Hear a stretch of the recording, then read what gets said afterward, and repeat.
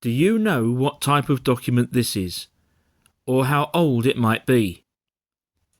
When I first discovered it, I didn't have a clue. I could tell that it was very old and that it was written in Latin, but that was about it.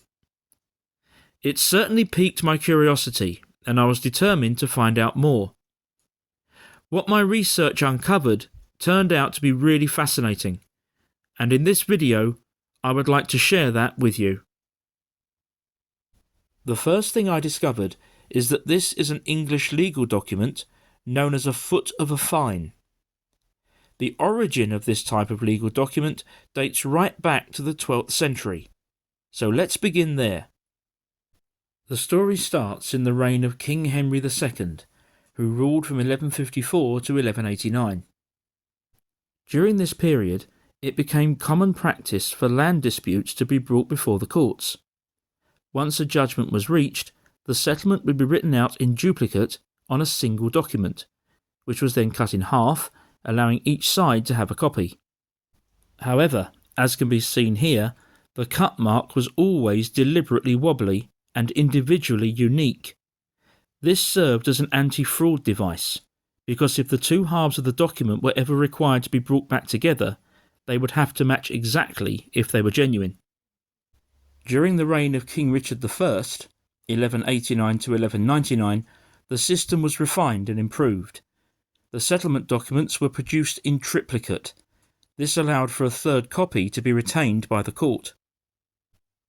These documents became collectively known as final concords, or fine of lands, or more simply, just fines. In this excellent triplicate example, we can see the two copies for the litigants, and at this end of the document, the foot end, the copy for the court.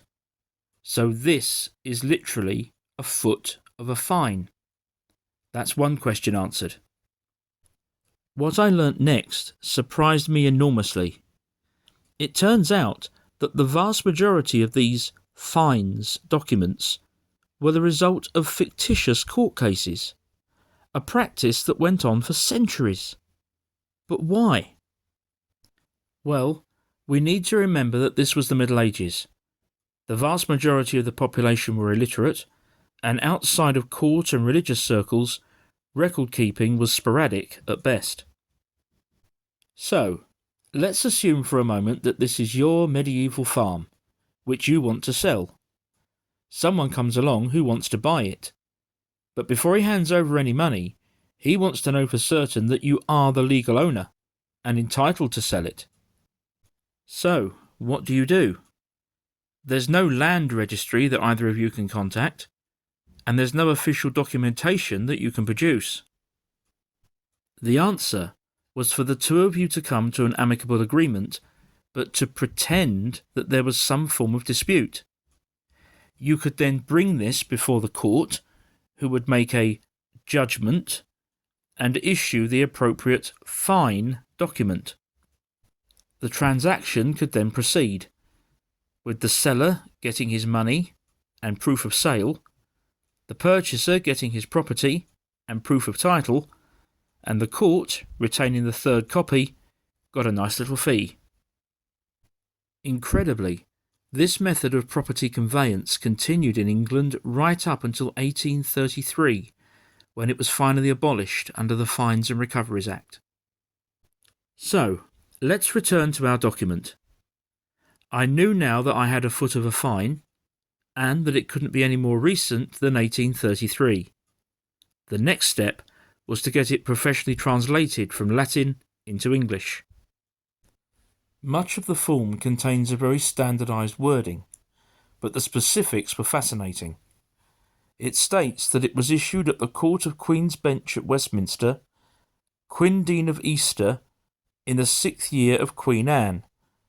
That dates it to roughly May of the year 1707. That's just 2 years after this famous portrait was painted of her by Michael Dahl. The justices in this case are listed as Thomas Trevor, John Blencowe, Robert Tracy, and Robert Dormer. The complainant, in this case the purchaser, was Thomas Stokes the Younger, who is noted as a gentleman, and the defendants, the sellers, are listed as Thomas James and Sarah his wife and Isaac James. The document then goes on to describe the property. It says, concerning 1 messuage, 1 granary, 1 stable, 1 garden, 1 orchard, 10 acres of land, 10 acres of meadow, 20 acres of pasture, and common of pasture for cattle in Frampton Cotterell. Frampton Cotterell is a village in the south of Gloucestershire and is shown outlined in red on this map. If we zoom in more closely, Frampton Cotterell looks like this. So clearly, the document related to an area of land that was a significant part of the village. The last part of the document reads, whereby Thomas James, Sarah his wife, and Isaac James conceded the land to Thomas Stokes and his heirs, and guaranteed it to Stokes and his heirs in perpetuity, and Stokes paid them £100. So there we have it, a foot of a fine. Part of a fascinating, if somewhat strange, English legal practice that lasted for almost 700 years, from the 12th to the 19th centuries. And this document, with its beautiful handwritten Latin on vellum, itself over 300 years old, dating from 1707, will now be preserved as part of my collection. I hope you've enjoyed this video, and if you have, please press the like button. Also, please subscribe to the channel if you haven't already done so. Thank you very much for watching, and bye for now.